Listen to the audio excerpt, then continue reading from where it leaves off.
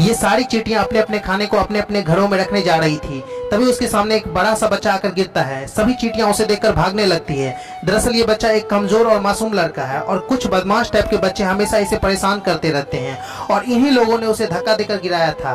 बाद में उसे धमकाकर ये लोग चले जाते हैं। अब ये बच्चा बहुत ज्यादा नाराज हो जाता है और उन लोगों का गुस्सा इन चींटियों पर उतारने लगता है एंड लड़का अपने वाटर गन से चींटियों के घरों पे पानी की गोली बरसाने लगता है। तभी एक चींटी इस लड़के से बोलती है कि आखिर हमने तुम्हारा क्या बिगाड़ा है, लेकिन चींटियों की बात लड़का नहीं समझ पाता है और चींटियों का घर तोड़ देता है। और जैसे ही वो अपने पैर से एक चींटी को मारने वाला होता है तभी उसकी मम्मी उसे बुला लेती है।